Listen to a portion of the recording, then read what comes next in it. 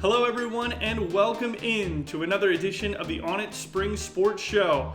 We've got a ton to cover today with softball heading into their postseason and baseball heating up down the stretch.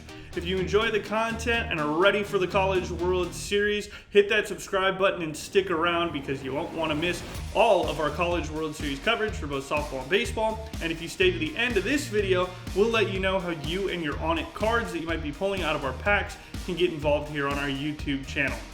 With that all said, why don't we begin by taking a look at what's in our Spring Sport box. What's in the box? Our ONIT Spring Sports box for this week features the locally sourced but nationally relevant headlines for all of our ONIT teams as our baseball teams make their final push here in May and the softball conference tournaments kick off. We'll take a look at the two best performers from last weekend on the diamonds. We'll also talk about the best teams because we had a couple of teams who had outstanding weeks with some big time sweeps in their conference series. And we'll finish it off by looking ahead to a pivotal baseball series that's coming up in the Big 12. And we'll talk about who we think are going to win the conference tournaments in softball over the weekend. Let's dive right on in by taking a look at our two Gem Mint 10 performers from last weekend. This is Making the Grade, where we tell you about the best performers on both the baseball and softball diamonds from this weekend. We have two outstanding performances this weekend, and we'll jump right in on the baseball side, looking at the ACC Pitcher of the Week, Wes Mendez from Florida State. In a 10-1 win over Pittsburgh, he was unreal as he threw a 9-inning complete game in a 10-1 victory and gave up just the one run. It was his first career complete game of over 7 innings, and he gave up just 5 hits with no walks and 7 strikeouts, and did that all on just 105 pitches to get through the 9 innings. For the left-handed junior, this was the first complete game that Florida State has seen of 9 full innings since 2018. So it's been a long time since anyone has been able to accomplish that feat for the Seminoles, and Mendez did it on just the 105 pitches. So really impressive stuff from him. He was named ACC Pitcher of the Week for that performance. And it helped Florida State stay up in the rankings inside the top 10. So congratulations to Wes Mendez. His complete game 1-run 5-hitter is why he is our Gem Mint 10 of the week on the baseball side. Now flipping over to softball, it's the two-way star from Nebraska, Jordy Fromm, who earns our nod for softball Gem Mint 10 this week. She has a 37-game on base streak, and she got a win in the first game of the series against Penn State before picking up a save later on in the series against Penn State. And she became just the third player in Division I history to have a season with 15 wins and 10 saves all in the same season, along with that 37-game on base streak as Nebraska wrapped up the Big Ten title by sweeping Penn State over the weekend. So a huge weekend for Jordy Fromm, really a huge season from Fromm as both a pitcher and a hitter, and that is why she is our Gem Mint 10 this week, as she helped Nebraska secure pivotal victories that took the Big Ten crown for their first outright title. So Jordy Fromm is our softball Gem Mint 10 this week. We had some really great individual performances last week, but we also had some teams do some amazing things. And we'll start once again in baseball with the number 1 UCLA Bruins. It's another undefeated conference weekend for them as they are very close to running the table in the Big Ten. They are now 24-0 after sweeping Michigan State on the road, including a comeback win where they were down 10-2 and ended up winning 13-11 in the series finale. They got other wins as well, 4-1 in the opener and 4-3 in game number 2 of the series to pull off that sweep. They also beat UC Santa Barbara in midweek action, 15-3 for a perfect 4-0 week, and they are now 43-4 on the season. I mentioned they are dangerously close to running the table there in the Big Ten. They are 2 more undefeated weekends away from going undefeated in Big Ten conference play, and they would also go wire to wire as the preseason number 1 to finish the year as the number one team in the country, because I don't know how they would get dropped if they pull off 2 more conference sweeps. So UCLA has the chance to run the table in the Big Ten, go wire to wire as the number one team in the country from preseason to the end of the regular season, and they're doing it all with all the pressure that they've had all season long. Huge comeback victory over Michigan State on the road, hard-fought series, and they get it done. So that is why the UCLA Bruins are our baseball team of the week. And on the other side, the softball team of the week, we've talked about them a little bit, is the Nebraska Cornhuskers. They went into the final week of the regular season just 1 game ahead of UCLA in order to snatch the Big Ten title. It was going to come down to whether or not they could get enough wins against Penn State and whether Oregon could help them out. And Oregon certainly did, winning the series against UCLA, taking 2 games out of 3. So that took the pressure off of Nebraska. But the Cornhuskers still delivered. They finished the season with 23 Big Ten Conference wins after sweeping Penn State. That ties the Big Ten record for most conference wins in a season with the 1994 Indiana team. Nebraska also went 43-6 in the regular season. That's an .878 winning percentage, the best winning percentage in program history. And they went on an 18-game win streak to close out the year, winning 32 of their final 33 contests. They currently hold the longest active winning streak in the country heading into the Big Ten tournament. So really impressive stuff. They've also won 16 straight games on the road as well. This is a team that got it done all season long. They've surged here in the back half, and now they sit at number 2 in the polls heading into the Big Ten Conference tournament, just behind the number 1 team in the country, Oklahoma, out of the SEC. So for the sweep of Penn State and for their season-long efforts to win this Big Ten title, the first ever outright title that Nebraska softball has ever won, there was no choice but to make the Cornhuskers our softball team of the week this week as we look ahead to a pivotal Big 12 series coming up here on the baseball side. We've looked in the rear view, but now it's time to shift our focus to the future. We're going to take a look at a very important baseball series here inside the top 25.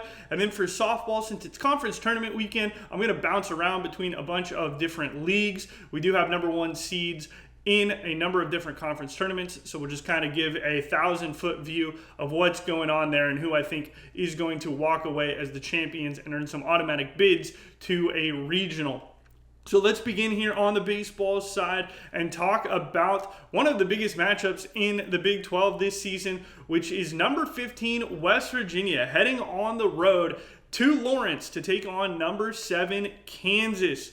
West Virginia is 31-12 on the season, and they got back on track last weekend with a sweep over Kansas State. They definitely needed that there at home in Morgantown. They were struggling going into that series. They got blasted, absolutely blasted at home by Pitt on April 21st, 23-1. It was just a slaughter there in West Virginia in a huge rivalry game. So They went in really down after that one. They did manage to beat Cincinnati on the road to recover in 13 innings in their next game out, but then they lost that series by losing the next 2. So clearly, the drag of playing 13 innings and just that loss to Pitt really hung heavy on them before they went into this series against Kansas State. 7-0, 9-1, 13-6, 3 easy wins in a row there for West Virginia have set them up nicely, going to a matchup with a Kansas team that had never been inside the top 10 in the rankings until this week, and they come in as number 7. They have won their 7th straight series as well, so Kansas is firing on all cylinders, absolutely. They have been fantastic this year. They only have 4 conference losses, so it's going to be very difficult here for West Virginia to take this series, especially on the road. They are coming off a sweep of Arizona, 4-2, 7-2, 11-5. Pretty easy for Kansas as they go into a midweek matchup against Creighton before going into this series against number 15 West Virginia. So this is definitely one to watch. It'll have large implications on the top 10. If Kansas loses this series to West Virginia at home, They'll more than likely fall out of the top 10, which I mentioned they have never been in until this week, ever in their baseball program's history. So this is a huge week for Kansas to try to defend their house, and for West Virginia, an opportunity to go in there as the number 15 in the country, get some wins against a top 10 opponent, maybe prove that they are worthy of hosting a regional if they could get this done, and then finish off the rest of the Big 12 conference schedule strong. So definitely will be tuning into this one Friday, Saturday, and Sunday because it has a lot of implications, not only in the Big 12, but across college baseball as a whole. So should be fun, and can't wait to see this one as we switch on over and take a look at softball. We've got 4 tournaments to talk about here in softball, all the Power 4, SEC, Big 10, ACC, Big 12. All of them do things a little bit differently. So like I said, we're just going to go a big time overview here, talk about some of our teams that are in there. So let's start with the Big 10. They send 12 teams into their tournament. Number 1 seed Nebraska gets a bye into the quarterfinals, as does the number 3 seed UCLA. Oregon actually stole the number 2 seed off of UCLA by winning that series. So that was pretty pivotal. Means that Oregon and UCLA can still match up in the semifinals. That was always going to be the case, but Oregon would just be the higher seed, while Nebraska is the 1 seed and could have Indiana in the semifinals if things play out chalk. Nebraska and UCLA could meet in the championship game, which will be held on May 9th, so just 3 days from today. But that is the Big 10 tournament.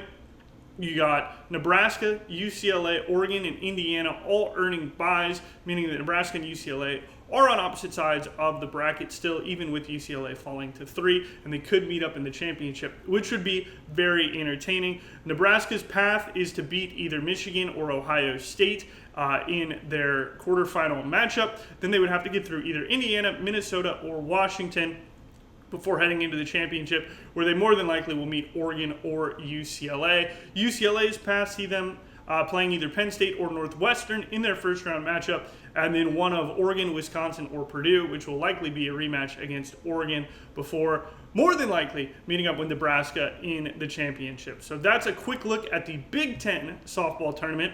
As we switch over to the SEC, they do things a little bit differently as well. They send 15 teams into their tournament. Yes, 15 teams. You heard that right. The first round winner, or the top 4 seeds in the SEC, all have first round byes. Those being Oklahoma, Florida, and Texas, and Alabama. All are straight through into the quarterfinals, which begin tomorrow on Thursday. Texas A&M, Arkansas, Tennessee are all in the second round, awaiting first round winners. Georgia and LSU, as the 8 and 9 seeds, already have a first round bye, but have a second round matchup set. So as you can see, the SEC really does this kind of wonky. The winner of Georgia LSU will take on Oklahoma. The winner of Ole Miss South Carolina in the 12-13 will get number 5 Tennessee. The winner of that contest, which is in the second round for Tennessee, they will play Texas. And then you have Arkansas in a second round bye as well. That game later on today. Winner of that game will take on Alabama. And then Texas A&M could play Florida if they win their second round matchup here today. So lots going on there. The path to the championship, if everything goes chalk, which I'm just going to say that it all is because it makes it a lot easier, it would be Oklahoma and Texas in a semifinal matchup on Friday, and Alabama and Florida in the other semifinal, and then you would see Oklahoma and Alabama meet up in the championship on Saturday.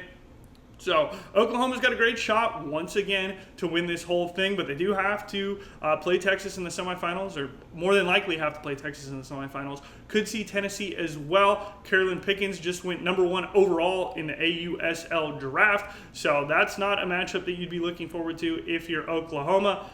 So interesting stuff definitely there in the SEC, but Oklahoma as the 1 seed has their path to the championship all figured out. Same thing with Florida. Got to get through Alabama. Would have to pull an upset over the 2 seed. Would have to beat Texas A&M first and then beat Alabama or Arkansas to get to that championship game where they could finally play Oklahoma. So, bunch of interesting stuff in the SEC as we flip on over and take a look at the ACC. This is where we have Florida State as the number 1 seed. They get a bye straight through to the quarterfinals as well. They'll play the winner of Notre Dame or Georgia Tech. Then they would get either Stanford, Louisville, or NC State before finally making it to the championship, where they would play Duke, West Virginia, Clemson, North Carolina, Virginia, or Pitt. Duke is the 2 seed, Virginia Tech is the 3 seed, so those are more than likely the matchups that they would have. But Florida State, as the 1 seed, should be able to get into that championship game on Saturday there in the ACC. They only take 11 teams in the ACC, or sorry, 12 teams in the ACC, so a few less there than we saw in the SEC and more in line with what we saw in the Big Ten. So Florida State's path to the championship is relatively simple. And then we have our smallest tournament, which is the Big 12, interestingly enough. They only take 8 teams to their tournament, and nobody gets first round bye. You simply just start in the quarterfinals. So right into the quarterfinals, we are. Texas Tech gets number 8 Baylor, a team that they just finished their season by playing. So this is not a new opponent there for Texas Tech. It's not somebody that they haven't seen in a while. They literally just saw them last week. That's how they'll start their first round as the number 1 seed. If they beat Baylor, they will get UCF or Kansas in the semifinals, which sets them up to win the top side of the bracket and meet up with either Oklahoma State, Arizona State, or Utah. Those are the 4 teams at the bottom of the bracket. Funny enough, 3 of them are former Pac-12 teams, and then you have Oklahoma State, who's been a long-standing member of the Big 12. But Arizona and Arizona State are actually meeting up, so you have that in-state rivalry there. In the first game, we'll see if Arizona State can get the job done and pull the upset and get into the semifinal, while Oklahoma State is the favorite against Utah. Could potentially have an on-it versus on-it matchup there in those semifinals if it goes Arizona State, Oklahoma State. And then the winner of that game is more than likely playing Texas Tech for the championship, anticipating it to be Texas Tech versus Oklahoma State. But of course, we'll see what happens. Just taking the 1,000-foot view here, I'm going to predict chalk because it makes my life easier. So Texas Tech versus Oklahoma State for the Big 12 championship, and Texas Tech may win that automatic berth to a regional with a victory. And of course, the softball selection show is on Sunday, pending the results of all of these tournaments, as we see who the automatic selections are and who will be at larges, who's going to host regionals, and who will be set up to potentially host super regionals. But all of that is coming next week. So that covers our 4 main softball tournaments. It's a lot of information, I know, but we've got our eye on it all, and we will give you all the updates next week as well. That's all the time we have for today. Thank you so much, everybody, for watching. A lot of conference tournament information, of course, with so many teams spread across so many leagues.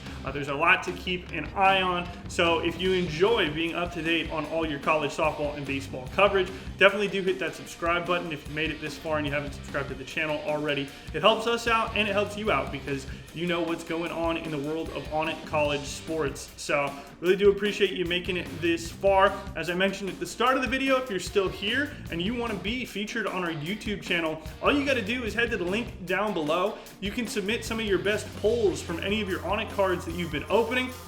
We'll share them right here on the YouTube community with everybody.